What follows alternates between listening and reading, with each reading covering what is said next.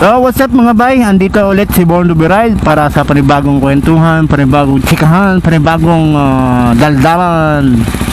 So mga bay, pag-usapan naman natin itong si Dominar ulit, no?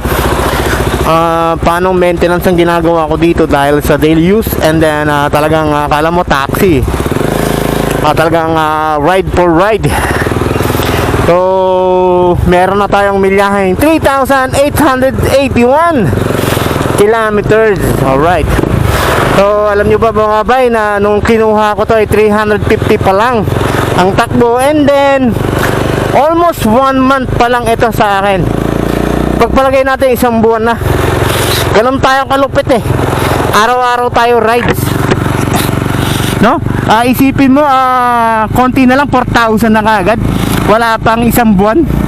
Grabe, no? Talagang malupit tayo pagdating sa mga rides natin eh. Araw-araw tayo rides eh. So maintenance na ginagawa ko dito mga guys, dahil sa ito ay meron naman itong owner manuals guide. So nabasa ko to, nakita ko lang nakaraan nung hinugasan ko to. Ayan, no? So lagay ko sa screen. So langis muna tayo sa langis. Yun ang una natin pag-usapan dahil napaka-importante ng langis talaga, no? Kasi may mga issues kasi itong lumalabas, lalong-lalo na sa UG Dominar, no? Yung Dominar UG, yung low pressure oil, yun ba yun?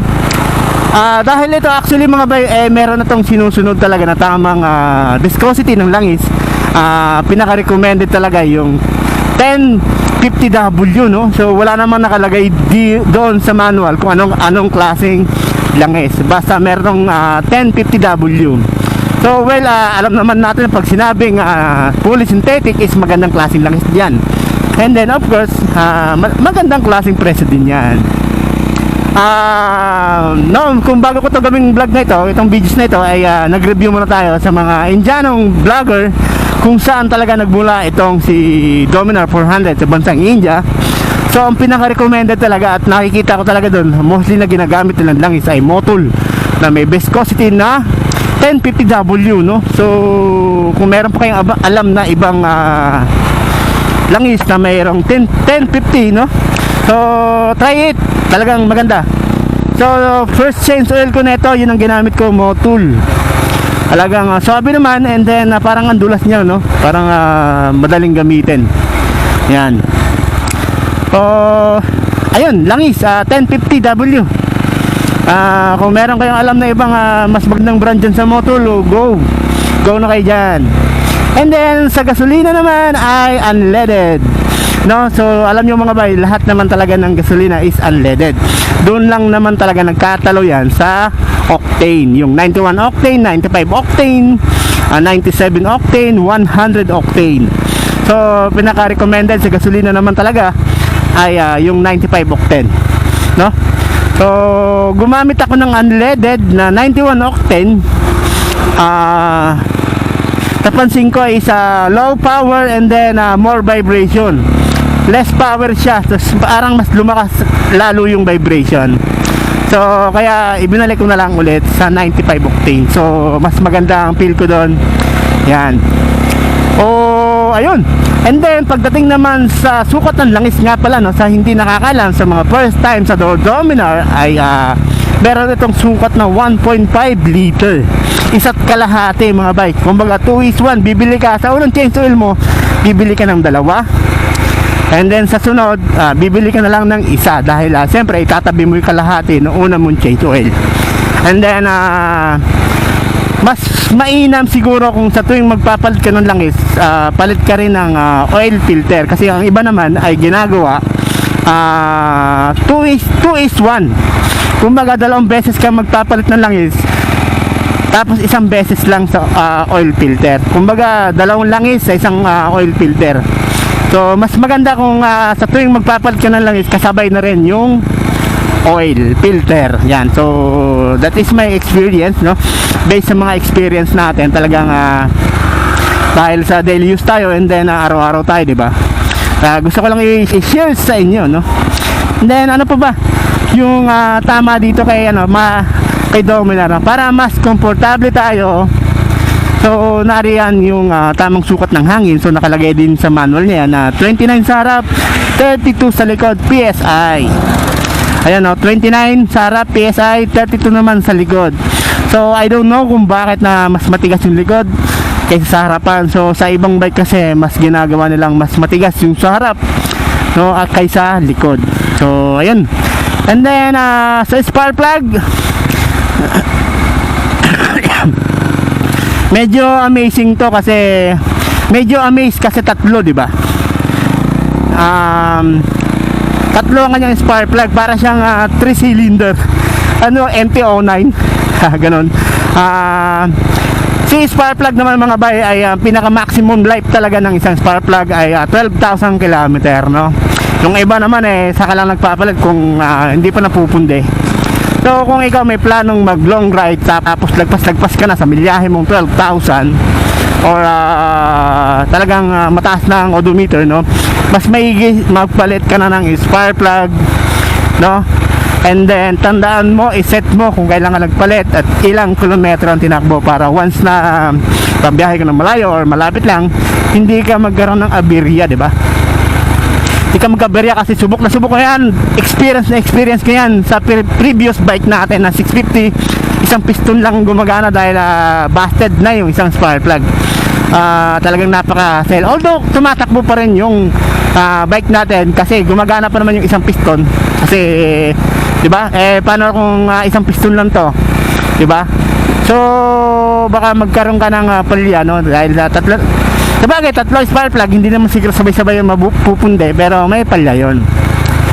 Better magpalit ka na lang. Ayan, alright. So ang coolant mga bay, pagdating sa coolant, depende yan kung gusto mo talagang will maintain ang iyong motor sa every 10,000 km or 12,000 km, no, sabay mo na lahat PMS. Pag sinabing PMS, palit langis, palit coolant, no, ganyan yan palit spark plug, palit din air filter, no, yan ang mga pinapalitan dyan sa kanya. And then nililinis yung throttle body, yung parang carb, no, at saka yung FI, no, yung injector niyan, yun. And then mas komportable po talaga kung ang kadena mo ay na merong clearance, no? Huwag sobrang higpit, huwag din sobrang luwag, kasi pag sobrang luwag din masyadong delikado yun. Pag medyo gigilid ka o bebanking, maaari kasing kumalas yung kadena dahil siyempre nawawala na yung sa linya. And then paano ba? Siguro sa kadena naman 3 times a week pwede kang mag-lubricant yan. Ayan, depende sa sitwasyon, basta kailangan laging may langis. And then kung mapapansin nyo yung mga luwag higpit yung kadena ninyo, dahil may mga portion doon na talagang naunat, and then merong hindi pa unat, may unat. And then kaya pagka pansin nyo lumuluwag, lumihigpit, ganun po yun, no? So iwasan nyo yung madalas na yung parang damba-dambang takbo, yung hong ganun. Yan, so para mas tumagal ang inyong kadena, dahil alam niyo ang kadenang type 2.0 at yung o-ring type ay alam niyo may kamahalan yan, promise. Oo, may kamahalan din yung kadena, kaya hindi natin siya basta-basta pwedeng pabayaan. And then kung paano na lang kung nasa biyahe kang malayo, no, naputulang ka, nasiraan ka ng kadena, ay ang type 2.0 ay hindi mo basta-basta na nabibili yan sa kung saan na shop, di ba? Hindi basta-basta nakikita yan. Alright. Charot. And then ano pa ba ang gusto kong i-share sa maintenance ko dito? Para sa nagtatanong, ito namang kasagutan na naman ang isa nating sasagutin, no? Of course, si Dominar ay hindi siya dual overhead cam. Etong B2 at B1, ibig sabihin ng mga bay, tune up din siya. So lagay ko sa screen yung tamang clearance ng bawat valve niya, no. Ayan, maiging sundin natin yung clearance ng valve, no.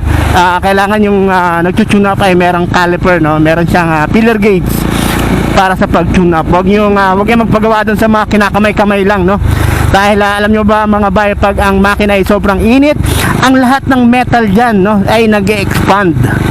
Kumbaga parang kumakapal pa siguro ng mga 0.0 ganun, 0.01 magabasa ganun. Kaya kailangan gagamit talaga ng panukat para sa tune up, no.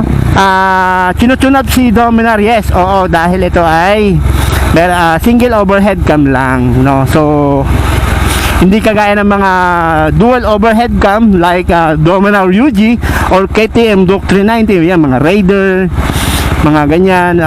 Meron siyang shim kana ba? Shim type 2 yan. Kaya yan yung may self-adjust sa kanyang tune-up, no? Kung siya nag-a-adjust sa kanyang clearance, no? So, ayun. Siguro kailan ba kailangan magpa-tune up, no? Depende yan kung talagang malagitik na yung mga valve clearance mo, and then low power na gano'n. May ganyan, may palya-palya na. So kailangan natin well maintain ang ating mga bike, lalong-lalo na sa mga naglo-long ride o kaya naman yung pang daily use, no? Kagaya ko. So gusto ko lang ibahagi itong experience ko talaga mga bike. Gano tayo ka ngayon, lalong-lalo na sa mga UG Dominar dyan na limit, may issues, no? Light na may tagas na langis, yung mga low pressure oil, no? Yung oil pressure, no? Bababang pressure ng langis. So lumalabas yan dito sa gauge, yan. Parang kagaya na rin siya ng KTM Duke 390 na parang talaga, sobrang high-tech na, no? Lahat ng namomonitor na, lalabas na dyan sa pinaka-panel niya. Ayan. So, ano po ba ang dapat kong i-share para maging good ang inyong motor, no? Pagdating naman sa vibration na ito and then sa gas consumption, given na. Yun ang talaga ang kanyang pinaka-bet, no? So, sa sunod na vlog ko ay gusto kong magpalit ng sprocket sa likod. Tignan natin kung anong ibubuti sa kanya. Kung magle-less vibration ba siya, madadagdagan ba yung power natin, yung speed, no? Kasi alam nyo si Dominar mga bay ay mababa lang ang RPM nito, no? Ang bilis mag-cut off, no? Pagdating mo sa 1, 2, 3, 4, pagka hindi mo natimpla ng maganda yan, cut off na ka siya kaagad. So hindi mo pa nare-reach yung gusto mong takbo, nagkakaroon na ng cut off, no? Yung RPM na pang gano'n na kaagad yan, putok na, red line kumbaga. So paano ang kiliti nito ni Dominar? Ang kiliti ni Dominar talaga mga vibe, doon ka huhugot ng power talaga sa 4th and 5th gear and then 6th gear, no? So mas maigi, timplahin mong maganda, huwag mong paabutin sa red line para mas buo yung sipa, no? So ito, huling-huli ko na siya mga bay. So follow na ako ng 167 km/h. So hindi ko lang alam kung ahaba pa yung kalsada, baka pumalo pa ako ng 170. Pakalupit, no? So hindi ko alam kung lahat ba ng Dominar ay ganun ang speed, no? Kasi ang nakikita natin na sa all stock na Dominar ay 155, 160, 165, ganun, di ba? Pero si UG umaabot siya ng 170 dahil nga mas malakas ng konti yung makina nun, no? Ayan, so hope nag-enjoy tayo sa ating mabilisang kwentuhan mga bay, no? Kaya na pong bala dito sa ating channel, please don't forget to like and share and subscribe nyo na rin itong channel natin para lagi tayong magkakasama. Batuhan tayo ng mga idea, no, sa buhay-buhay natin, lalo-lalo na sa pagdating sa pagmumotor, sa lahat ng bagay, yan. So ayun na, kayo ng bala mga bay. Peace po sa inyo lahat. Ito nga pala, si Born to be Wild.